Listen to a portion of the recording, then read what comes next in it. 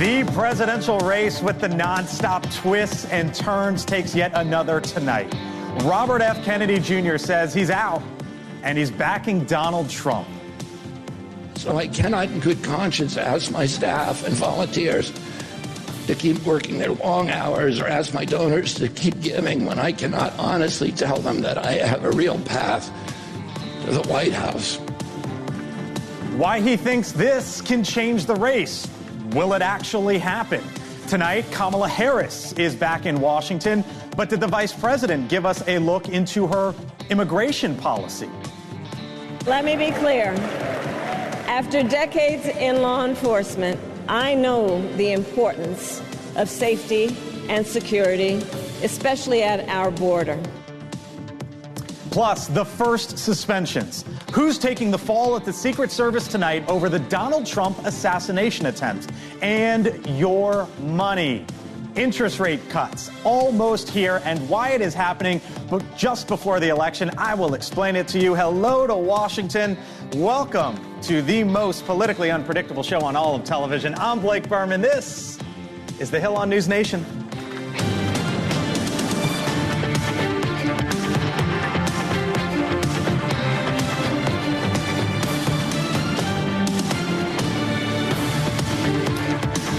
"74 days until Election Day, and just like that, it's over, and he's out. Just hours after the end of the Democratic National Convention and Kamala Harris's major speech before the country, Robert F. Kennedy Jr. announcing today he is out of the race and backing Donald Trump. Now, I want to explain to you for a moment here why this is important. Whether you support Harris, support Trump, or still maybe even support Kennedy, we have questioned for months here who would be impacted if and when RFK Jr. would drop out of the race. Now we have a much better idea. For example, RFK Jr. revealing himself today that his own internal numbers show it's skewed one direction. Our polling consistently showed that by staying on the ballot in the battleground states, I would likely hand the election over to the Democrats. Now, we have watched for months the Democrat turned independent witness a polling plunge, precipitated even further by the sudden entrance of Harris. Now, nationally right now, you can see the number there. RFK Jr. is right around 2.7%. And would you look at this? A recent poll of RFK Jr. supporters during the Biden-Trump race showed roughly 40% went to Harris in the new race in August, while only 20% went to Trump. That means the 40% support still supporting RFK Jr. could make a turn to the right along with him. Today, Trump thanked a Kennedy for throwing his support behind the Republican. We just had a very nice endorsement from RFK Jr., Bobby. Big, he's a great guy, respected by everybody. All right, now here's another way to look at it. As the political scientist Tom Holbrook notes, post-convention bounces this century have been around 2.5%, give or take. That is a big number in tight races. But as you can see there, significantly less than before the turn of the century. Now, if that give or take 2.5% number sounds familiar, remember, that's basically what RFK Jr. is running at right now. We just showed you the numbers in the Trump-Harris race. So, could this potentially neutralize the potential Harris post-convention bounce and alter the race, which could come to fractions in just a few key swing states? The Republican Congresswoman Laurel Lee joining us here on the Hill in a moment, and with me throughout the hour, Michael Starr Hopkins, Democratic strategist, Lauren Wright, NewsNation political contributor, political scientist at the University of Princeton University, rather. Aaron Perini is a Republican strategist, and Kurt Bardella, NewsNation contributor, Democratic strategist. Hello to you all. Thanks for having you in. Happy Friday. We made it to the end of the week, but a lot to talk about here on this day after the convention. Normally you would be talking about the big speech, Kamala Harris, but RFK Jr. tried to one-up that today, and I wonder how much of a game changer you think this actually is. It might not be a huge game changer in the long run. There's lots of time to go. But of course, this is a boon to Trump. I mean, if you look at this the most conservatively possible, these votes are now up for grabs. Best possible case, they're now Trump's votes. And so obviously, if Harris was in the position where RFK came out and said Trump's a threat to democracy and I'm supporting Harris, the campaign would be very happy about that. And so taking a third-party candidate out of the equation and throwing his support behind a candidate where there's a lot of ideological overlap between Trump supporters and RFK supporters is absolutely a benefit. Yeah, but so game changer or doesn't shade quite there? Where are you on this? Because this is a race where 0.2 and we're talking about 2%. Well, we'll have to see if this is a game changer, but the Trump team put out a memo shortly after RFK Jr. dropped out to talk about how his votes would move. Now, granted, this was against their 2020 turnout model, so this was the previous cycle. I always want to caution on that kind of stuff that voter patterns changed because of COVID. So turnout models will probably look different. And to be clear, they probably have a 24 turnout model that they're working off of, but they're citing the 20. So I just want to kind of give a little inside baseball on what this looks like. But the net votes gained in a state like Arizona, if those were to flip following the 2020 model of pulling RFK out, that would net Trump over 41,000 votes, which is nearly 4 times what Biden won by. The Trump team's looking at these numbers and breaking them down versus previous turnout cycles, which was an odd cycle, so it's hard to tell, and seeing these numbers move successfully toward Trump. Look, at the end of the day, RFK's own family doesn't support him. He was at 2.7%. Whose family fully supports them? If you think about this, though, I mean, the idea that, yes, this will give him some sort of bump, but at the same time, this is a guy who's an anti-vaxxer who now is going to bring up the conversation around anti-vaxxing and vaccinations across the country. I think he does more damage to Trump support than he does actually do any positive, because RFK Jr. supporters and a lot of the crazy antics that you've seen are just now going to be amplified. So this is what we saw from the Harris campaign today, is they're basically saying, look, in your words, he's crazy. And he's aligning himself with Trump. But the numbers also show, at the end of the day, this is going to come down to numbers. The numbers also show that it could pull to Trump. So I wonder, Kurt, RFK Jr. said this earlier today as it relates to Kamala Harris. I'll get your reaction on the other side. I tried unsuccessfully to open similar discussions with Vice President Harris. Vice President Harris declined to meet or even to speak with me. Yeah, for good. Aaron just told you this could be plus 40,000 votes potentially in a major swing state. So is it a mistake for her not to at least sit down and have a conversation? No, because Bobby is someone who, at that point, when he had reached out, had already gone on this tweet rant attacking Harris. You're not going to sit down with her and talk to her. You're not going to get offered anything. RFK ended up being the guy who tried to ask everyone out on a date and just took whoever said yes, basically. His endorsement doesn't mean anything. Well, it shows a lack of principle. I can't believe what I'm hearing after last night. It doesn't matter what your views are. Everyone, let's have a big hug. I want the swing votes. I want Republicans. I want Democrats. And now you're saying this guy's crazy. We shouldn't even talk to him. I don't want David. I don't want David Duke. No. I'm but saying he has supporters. He went on this long tweet thread that he should be trying to Why would you sit down and talk? So what matters here, the feelings or the numbers? This is going to end up. The people who are following Bobby aren't going to vote for Kamala Harris. So, not necessarily. So why don't we just dunk on them even more and alienate them even more? I mean, we do.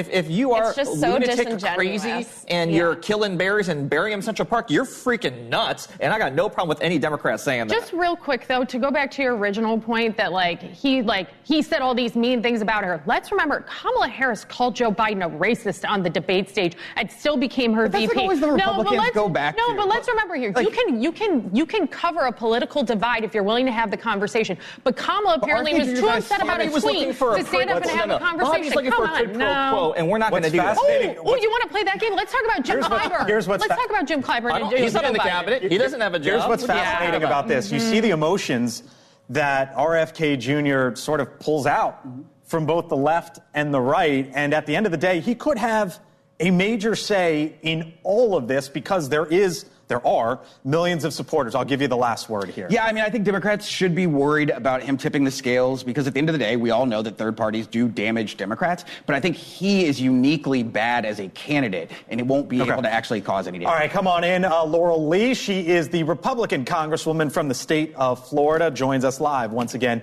here on the Hill. Congresswoman, thanks for being with us on a Friday evening. Appreciate it. RFK Jr. backing Donald Trump. You're a Republican. What are the downsides as you see it? Well, I'll start here. I think one of the most important things that he did today was point out the power and virtue of debate and how significant it is for any candidate for president to go through the process of debating their colleagues, of hearing from the press, answering questions, having to put their positions out there. And he made the point loud and clear that that's one thing that has not happened yet from Kamala Harris. She hasn't been subjected to any interviews.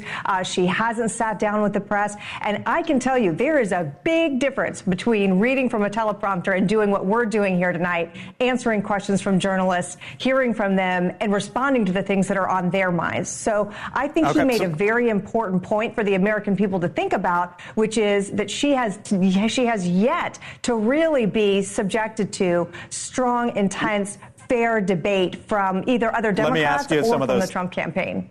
Let me ask you some of those questions. You're a supporter of Donald Trump. 2020 exit polls showed he lost women by 11 points. In the key swing states, the New York Times poll, Congresswoman, just released the other day, he is down 15, Donald Trump is, to Kamala Harris in the key swing states. And Donald Trump clearly knows this is a problem because Kamala Harris talked about reproductive rights last night, and Trump felt the need, Congresswoman, to address this first thing today. Here was Harris last night, Trump today, and I'll get your reaction on the other side. Donald Trump handpicked members of the United States Supreme Court to take away reproductive freedom.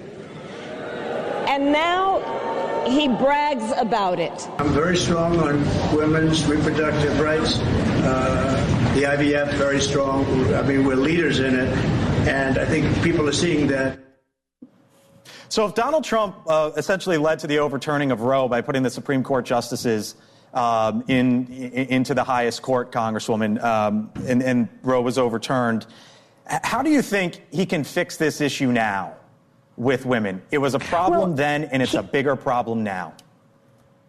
Well, first of all, what the Supreme Court did was not to make policy about reproductive rights. What they did was say this is a state's issue, that this is not something that should be decided by a court. This is something that the people of the states in which they live should be able to decide. And women in the swing states, Congresswomen, but women in the swing states are saying nope.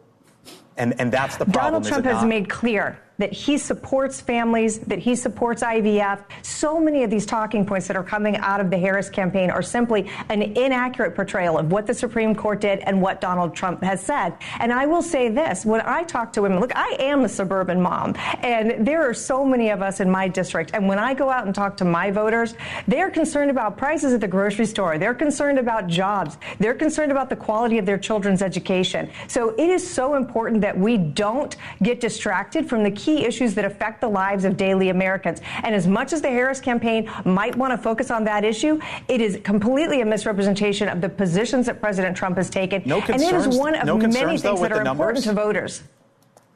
But Donald Trump is sending a message that will appeal not just to women, but to voters across America. They're concerned about the border. They're concerned about the economy. And we're still waiting to hear from Vice President Harris about what exactly she intends to do for those problems. And as much as she now is attempting to distance herself, she's been part of this administration. She's been part of the policy that led to the disaster at the border and the inflationary situation that we see in our country. So, we need her to be clear with voters about what she intends to do in the policy she supports. And is it single-payer health care? Congresswoman, I want to leave you with fossil fuels? Yes. I want to leave you with this just because I'm running up against time here. But we learned today that 5 members, speaking of Donald Trump, 5 members of the U.S. Secret Service have essentially been suspended because of what happened in Butler, Pennsylvania. You are on the bipartisan committee that is looking into all this. You're a prosecutor by trade. That's what you were before you got into office. And I wonder, Congresswoman, if you're satisfied with that response. Well, I think it is an important first step, but we have a long way to go with the investigation. The task force itself will be going to Pennsylvania this week.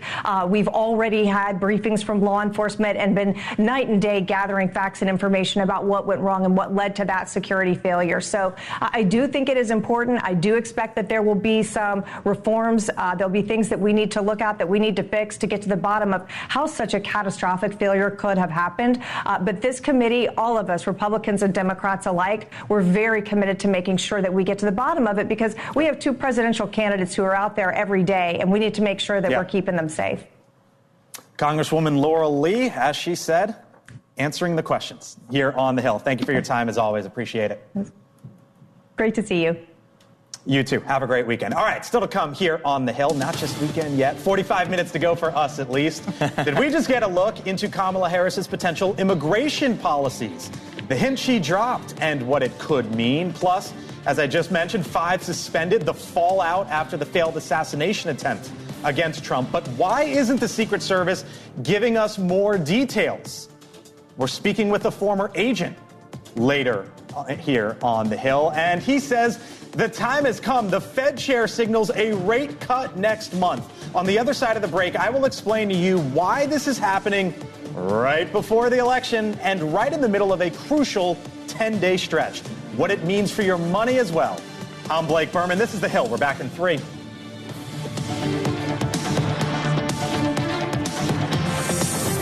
All right, welcome back here to The Hill on NewsNation. A major moment for your money and possibly the presidential race as well. The chairman of the Federal Reserve, Jay Powell, saying today it is time, essentially, to start cutting interest rates. Now, the Fed always maintains that they are independent and they have nothing to do with politics or the election.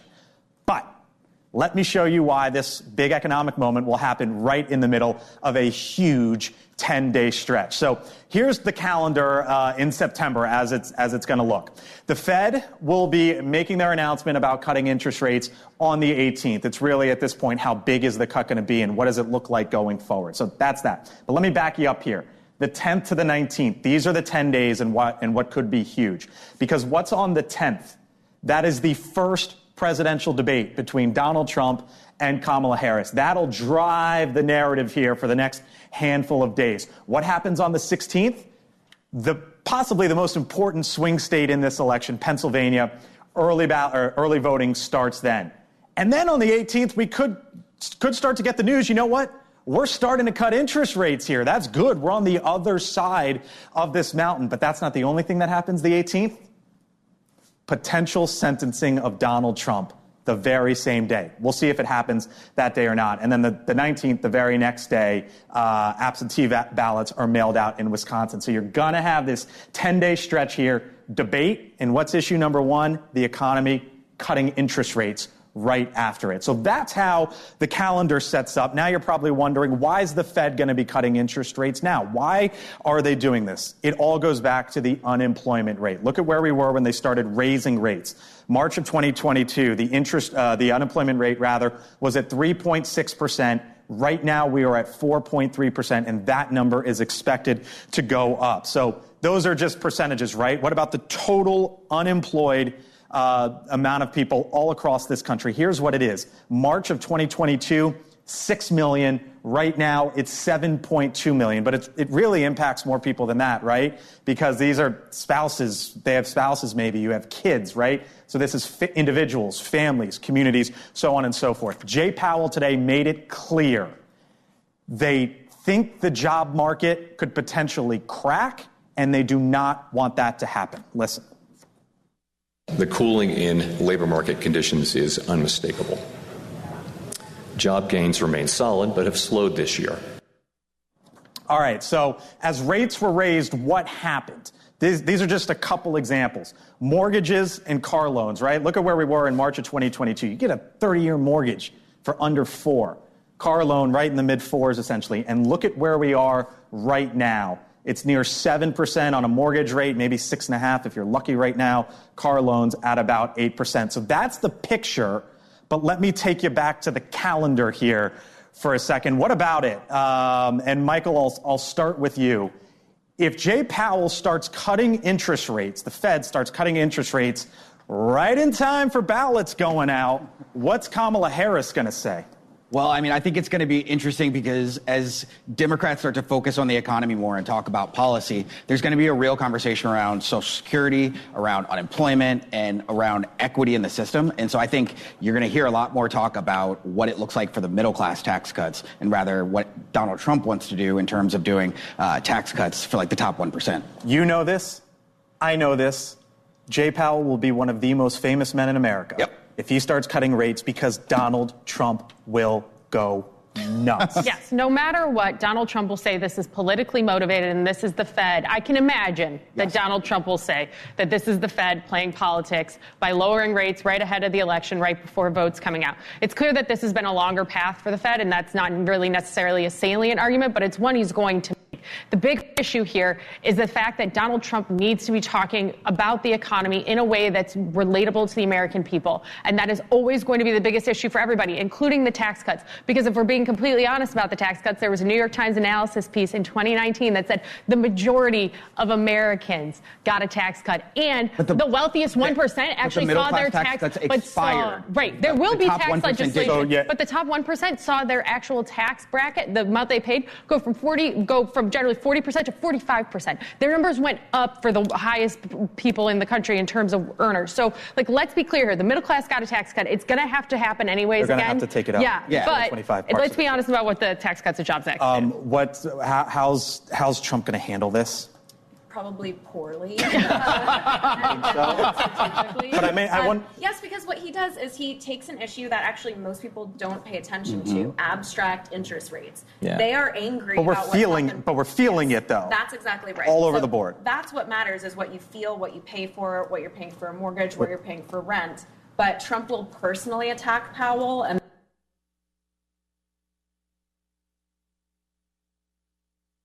He probably will, but I think when people hear interest rates are down, that's a good thing. That helps everybody in this country.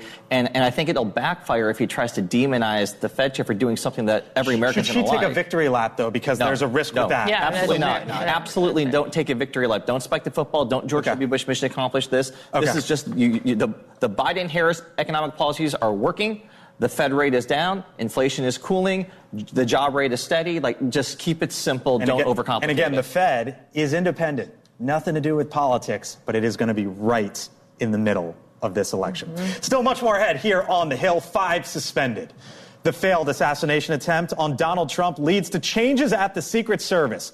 We're speaking with a former agent who will take us inside the investigation. And a live look right now, Glendale, Arizona. Trump set to speak later this evening, not far off. Stay with us. You're watching The Hill here on NewsNation. Back in a few.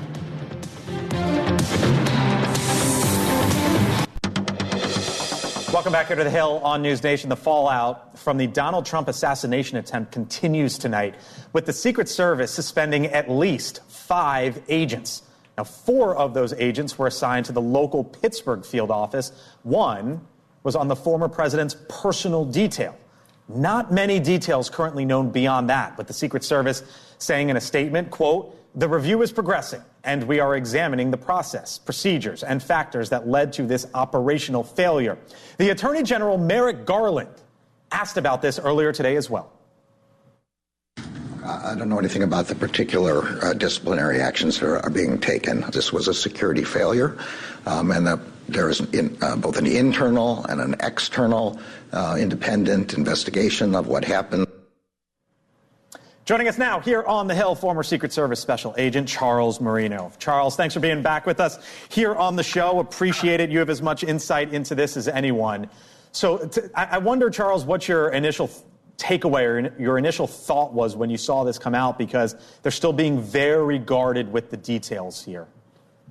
Yes, they are. And I think this is a big story for a number of reasons. One, we're going to find that these personnel were intimately involved with the overall security planning that day in Butler, Pennsylvania, which catastrophically failed and allowed this incident to take place in the first place.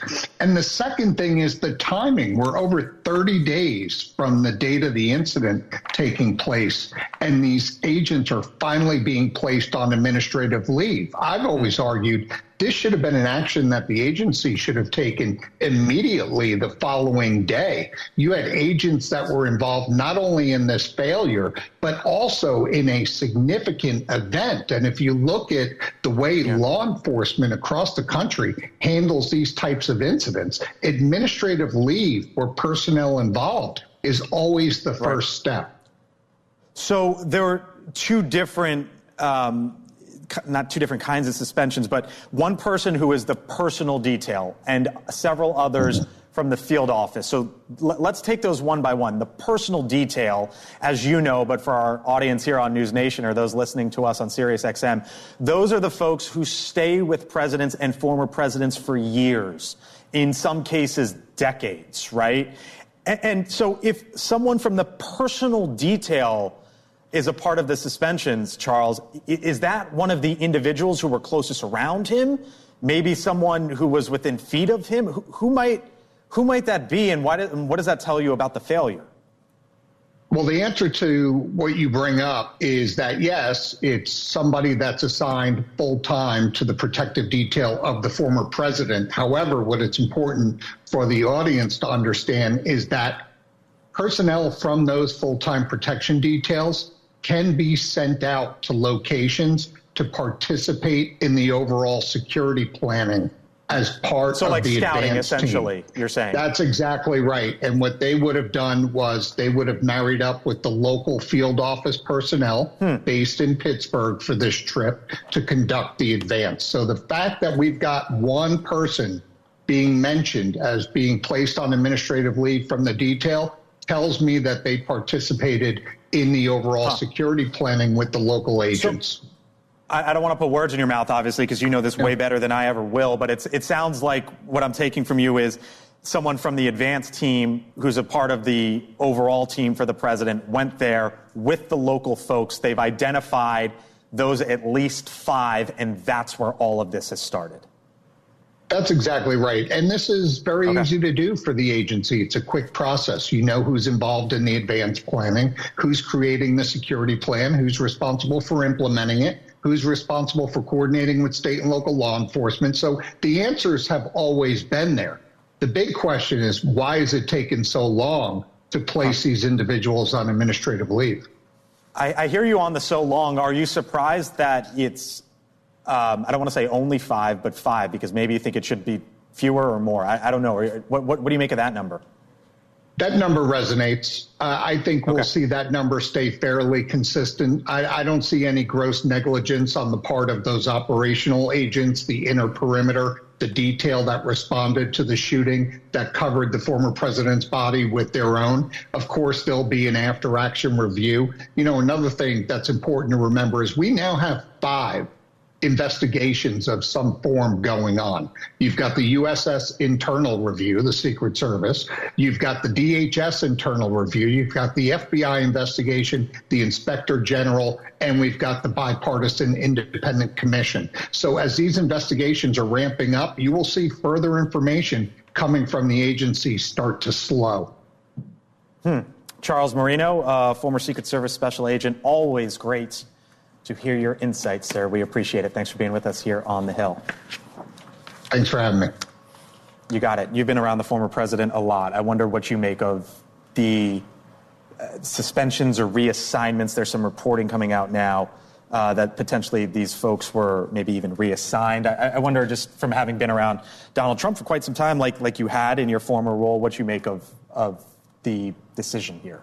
I think that the biggest concern would be the amount of time since the shooting, because if these agents were still on the protective detail of the former president and then were moved off recently, there are now more questions and ambiguity about what level of access these people who are now sidelined or on desk duty or have been reassigned, how long were they still actively with the president, that one agent? Because, I mean, if you're saying there was an operational failure here, why were people still allowed to protect the president if you were concerned about their ability to do the job? And that's something that the Select Committee committee that's been formed by Congress will dive into the details of at some point. Whenever this process completes itself internally with Secret Service, they will be called upon and asked, how long was this person still on duty? What were they doing between the time of the shooting and the time that you reassigned them or changed their responsibilities? Yeah, I just want to say, during the Obama administration, there were problems with the Secret Service, too. We had people jumping the fence and making it into the White House. This has been something that we saw New York Times authors write about for a while. And so I think this is going to be really one of those moments where I'm actually going to be able to find some bipartisan support and get some answers. The campaign trail is just so much less fortified than the White House, though. And there are people that think, oh, hey, there's some holes here, and it's really scary. And then there's also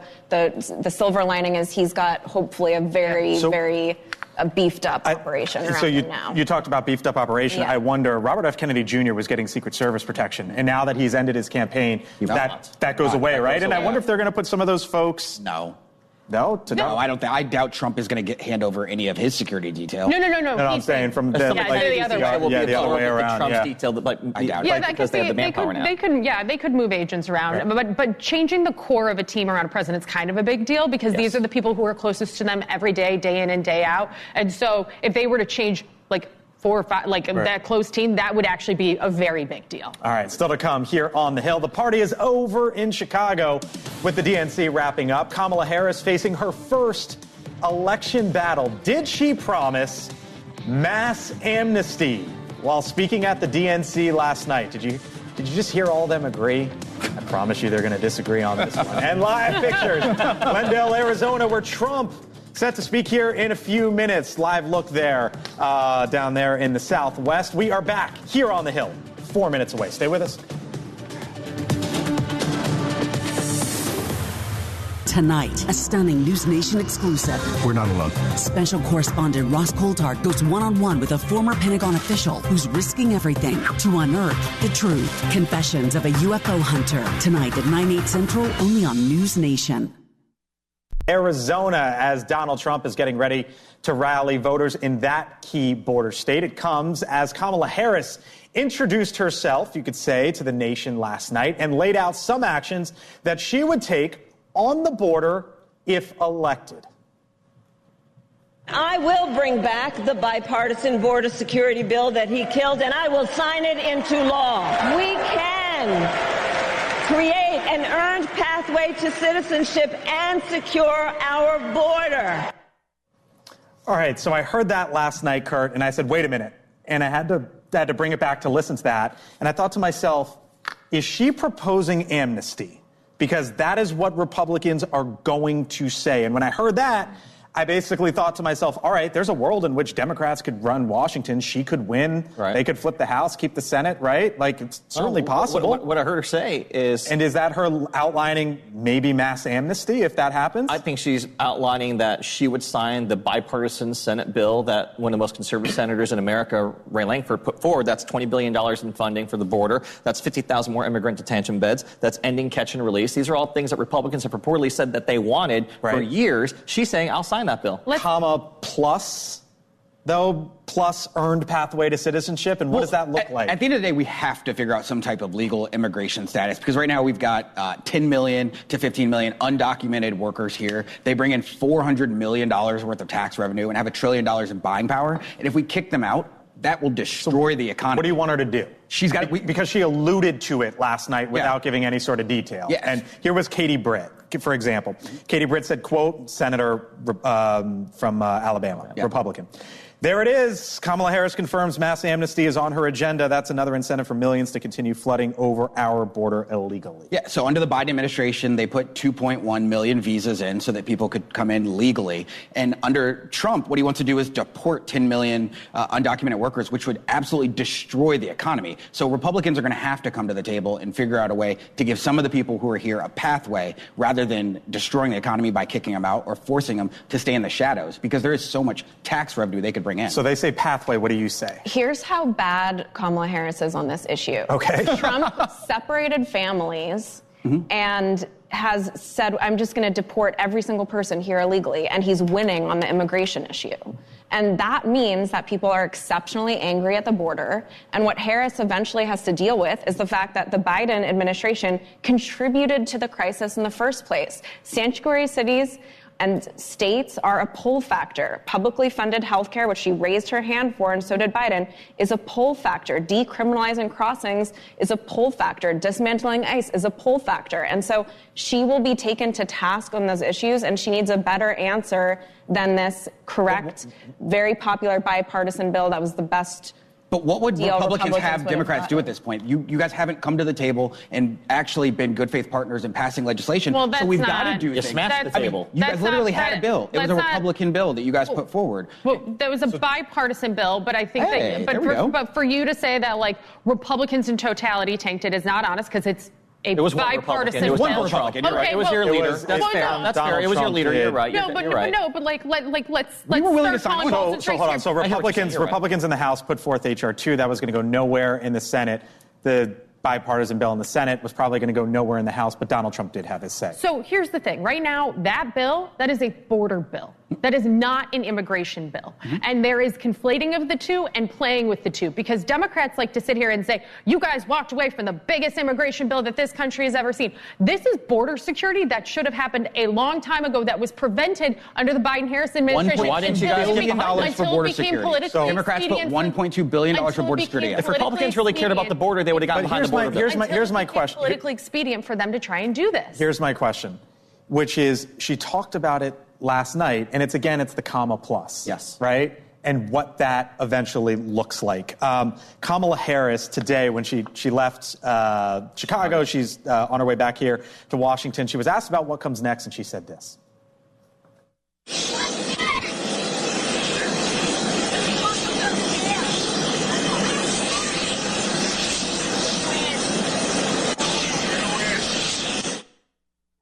So the Democrats love that answer. You're laughing. You're rolling your eyes. Wait, was that a slam on Biden not being able to do state? Oh, I didn't know.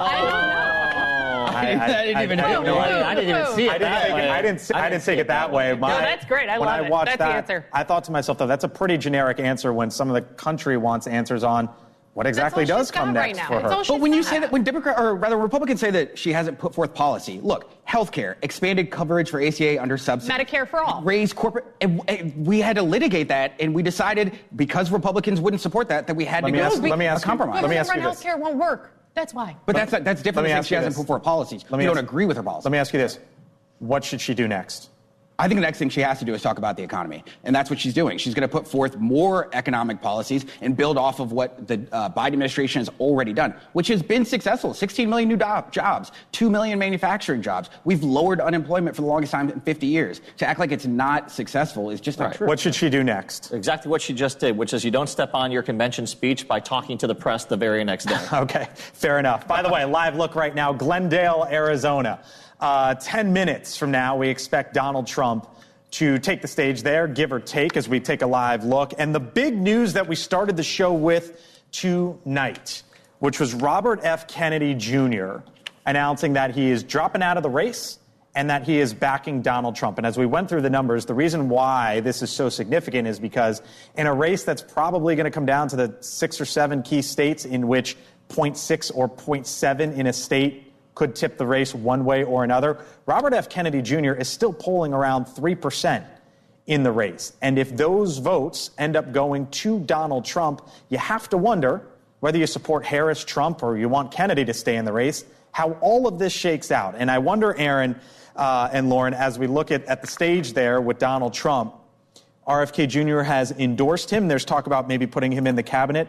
Should he campaign with him and for him? I think there are certainly places where a surrogate like RFK Jr. could work. I don't know off the top of my head what that would actually be. But listen, there's a place for every surrogate when it comes to this, because he could go on TV. He can help argue and litigate the case on TV if we have the president. It doesn't have to be in-person campaigning. The ability for a surrogate to help stretch a message is very helpful here. And so that I think is critically important, is that if they're going to bring another voice on, find smart ways to use it. So here was Robert F. Kennedy Jr. earlier today.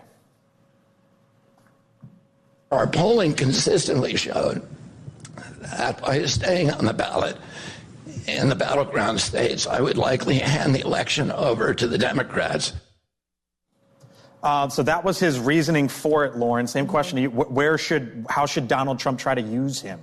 I think as much as possible. I mean, it's a former Democrat. Yes, it's a former Democrat. I like Aaron's strategy of going on TV and advocating for him. When a third-party candidate can be anti-Harris and is a former Democrat and is very Kennedy, a lineage Democrat. Yes, that's an opportunity to take advantage of. Yeah, none of his family supports him. They've come out publicly, but even worse than that, the idea that they're going to put him on TV, he's a conspiracy theorist. He doesn't believe that 9/11 was a real thing. And so he is going to, I think, double down on a lot of Trump's worst tendencies and bring to the surface a lot of the conversations Trump doesn't want to have. I'll give you the last word here real quick. I think it was very interesting that when he made his announcement today that his wife wasn't standing beside him. She was there when he announced he was running for president, and I think there's going to be some conflict and tension there of how visible he will be as a surrogate for Trump versus keeping his personal life intact. Because of the family dynamics at the end. Those closest to him do not want him on the trail every day with Donald Trump. I do think it's interesting, though, that he is still staying on ballots in states where he thinks he can body block Kamala. Like, this is a full strategy. So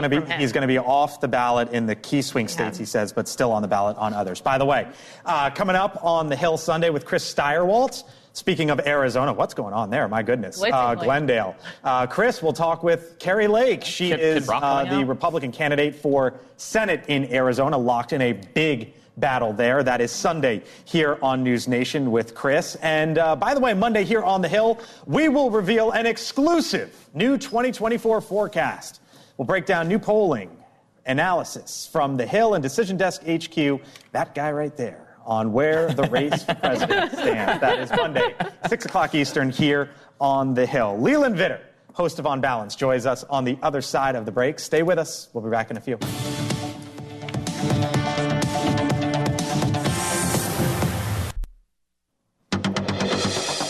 All right, welcome back here to the Hill on NewsNation. A live look right now, Glendale, Arizona, where former President Donald Trump set to give remarks. Few moments from now, you can see Kari Lake up there. There is a big Senate race in that state. Last night, when Kamala Harris was giving her big primetime address, one of the last people to speak was Ruben Gallego, the Democrat who is running against Kari Lake. It just goes to show how important, we talk about the presidency all the time, of course, but how important the other races, in this case, Arizona Senate, are for both parties. Leland Vitter, host of On Balance, joining me live. Hello, Leland. Great coverage over the past week. I wonder sort of what your big takeaway was of the week here. Obviously a big news day with RFK Jr., too.